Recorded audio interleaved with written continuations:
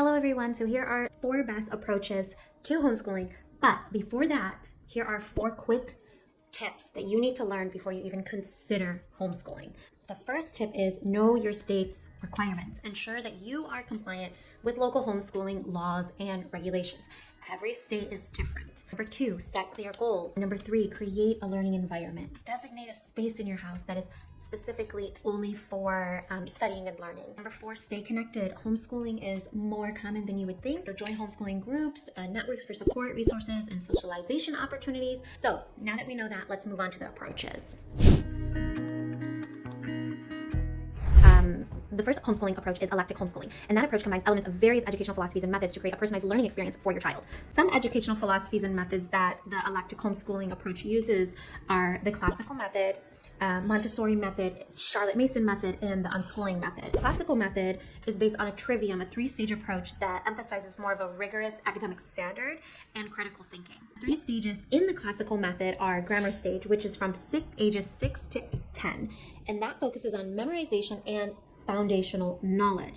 The next stage in the classical method is logic stage, which is ages from 10 to 14, and that is more of a development of critical thinking and analytical skills. The last stage is the rhetoric stage, which is from ages 14 to 18, emphasis on communication and expression of ideas. The next method that eclectic homeschoolers use is Montessori method, and we've all heard of the Montessori method. It's very, very popular and common, and that is a type of educational method that involves children's natural interests in activities rather than the formal teaching method. Next is the Charlotte Mason approach. The Charlotte Mason method aims to educate the child as a whole. So it balances academic, physical, emotional, and spiritual development, fostering more of like a lifelong curiosity and personal growth. So the last method is unschooling, and that is more of a learner-centered approach where education is driven by the child's interests and natural curiosities rather than a set of curriculum. So let's go into the pros and the cons of elective homeschooling. Pros: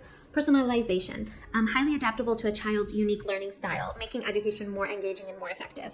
Number 2, comprehensive learning, provides a well-rounded education by incorporating diverse subjects and learning methods. It encourages a broad understanding and helps develop multiple skills simultaneously. Number 3, it reduces burnout. Since the variety keeps it more fresh and interesting, it helps to prevent burnout for both students and parents. And 4th, parental involvement, promotes active parental involvement in the child's education, which is great.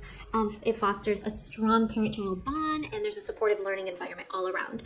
Even though parental involvement can be a pro, it can also kind of be a con, because then you have that it's very time consuming for parents. It requires significant effort from parents to research, plan, and organize the educational materials and activities. Inconsistency. Without a structured framework, there's a risk of educational gaps if not carefully monitored. Without the structure of a formal curriculum or school system, there may be less accountability, which can lead to less rigorous academic standards if not carefully managed. So the next homeschooling approach is project-based learning. So project-based learning is an educational approach where students gain knowledge and skills by working on projects for over an extended period of time. Some of the key features of project-based learning are real-world relevance. So projects are based on real-world problems and or challenges. It's student-centered. So students take an active role in their learning. There's also an interdisciplinary approach, and that often integrates multiple different subjects, helping students make connection between different areas of knowledge. It also creates a holistic understanding of complex issues. One of the main features of project-based learning is that the inquiry and exploration. Students engage in inquiry, asking questions, researching, and exploring topics in depth. And also it develops more of a critical thinking and problem-solving skill, which is fantastic for our children. Another thing that project-based learning looks into or dives into is the collaboration. So oftentimes, project-based learning involves teamwork, where students have to collaborate, or your child has to collaborate to achieve common goals. Another feature is presentation and reflection. Students typically present their projects to an audience, which can include classmates, teachers, parents, and community members. I know that there are some schools that take this approach, and also there are some parents who are taking the project-based learning approach, and they are homeschooling their child, and their children are just, or their child or children are just focusing on one major project, and that one major project is targeting so many other different complex subjects. Here are some pros for project-based learning. Pros include engagement and motivation. There's more of a deeper learning, skill development, personalized learning, and there's an authentic assessment because the child is creating a project based on what they've learned. So some of the cons of project-based learning are resource intensive. So this requires a significant amount of time and effort from teachers to plan or parents to plan to guide and assess their projects. May need additional resources such as materials, technology, and access to experts, which we may not have. Another downfall of this approach is that parents need training and experience to facilitate project-based learning, which can shift from traditional teaching methods. Another con that I've noticed is the assessment difficulties. Assessing students' work can be complex and subjective, especially with diverse project outcomes. Traditional grading systems may not align well with the skills and knowledge demonstrating through project-based learning. Lastly, one major con is the time management. So the third approach is virtual online learning. We kind of all had a little bit of a taste of this during COVID-19, so I think majority of us are very familiar with it. Parents with children working and having your kid online is very, very difficult. So I'm just gonna really quickly, instead of going over the key features, because we've already had that during COVID and we all kind of got a taste of it, I'm gonna go through the pros and the cons, which I'm sure we already know the cons, but just really quickly, let's go through the pros. One pro is its accessibility and the convenience. Obviously, it provides education from anywhere. You can be anywhere. It reduces barriers related to location, travel, and physical mobility. There's a diverse learning resource. So there's a wide range of digital resources, including multimedia content, interactive stimulations, and virtual field trips. Another thing is it's very cost effective. Another key feature is that it's global learning. There's a global learning community. It facilitates collaboration and networking with peers, instructors, and experts from around the world. It encourages cultural exchange, diverse perspectives, enriching and learning experiences. And lastly, another pro is that skill development. So it develops digital literacy, self-discipline, time management, and independent learning skills. So let's talk about the challenges of online learning. You have technological requirements. So you need to have a reliable internet source. Another thing is student engagement and motivation. Another con is assessment integrity.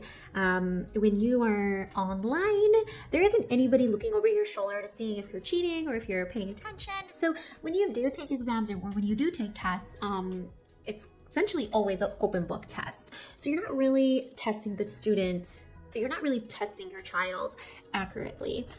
Another thing is that there's a social and emotional aspect of it. The child is not really getting a lot of social interactions. It's not really getting a lot of physical interactions with their peers, and that can also hinder their emotional and social growth.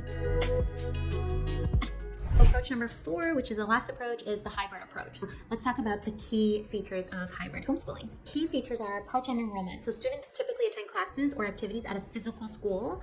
Another main feature is home-based learning. So the remainder of the student's education is conducted at home, where parents oversee and facilitate learning activities. So this allows for a more personalized instruction tailored to the child's learning style, pace, and interests. And also another thing to point out is that hybrid homeschooling families often have the flexibility to customize the curriculum to suit the child's needs and interests, integrating more of a variety of educational approaches or supplement materials as desired. There's also social interaction with hybrid homeschooling because students benefit from both the social opportunities of attending classes with peers and the individualized attention and support that they get at home from their parents. Another main key feature is there's an access to resources. With the hybrid homeschooling, it allows families to have access to both homeschooling communities and also formal educational institutions. Lastly, one of the main features of the hybrid approach is that there's flexibility in scheduling. So the families can also often adjust their schedules to accommodate personal and academic needs. Let's go ahead and talk about the pros. I have 6 pros that I would like to mention for the hybrid approach. The first pro is there's access to specialized resources. Number 2 is there's a social interaction with the hybrid homeschooling approach, structured learning environment, and expert instruction. There's flexibility in the hybrid approach. And lastly, you have enhanced learning opportunities. So the blend of homeschooling and formal education allows you to have a broader range of learning opportunities. First kind is the cost. Depending on the program or institution, hybrid schooling may involve additional costs for tuition fees, materials, or transportation, which can be a financial burden for some families. Number 2, there's a time commitment. Number 3, transition challenges. Number 4, curriculum alignment, ensuring that there's an alignment between home-based learning requirements and the curriculum of the external program or institution can be complex and requiring more communication and collaboration between the parent and the teachers. Number 5, limited control. So parents may have less control over the content and pace of the instruction in formal educational settings compared to homeschooling, potentially impacting the ability to customize education-based learning for their child. And lastly, the social adjustment. Some students may find it challenging to navigate social dynamics and peer relationships in both homeschooling and formal school environments. They are not at school more often. It's kind of split between two. They're not able to kind of establish a rapport with other peers around them. Those were the 4 main approaches to homeschooling. So the first approach was the electric approach. The second approach was project-based learning. The third approach was virtual online. And the fourth approach was the hybrid approach. If you guys found this video really informative, you'll really like my next video. It kind of goes into what I do at home with my daughter and the activities that we take into play. Thank you guys so much for hanging out with me today, and I'll go ahead and see you guys in my next video. Okay, bye.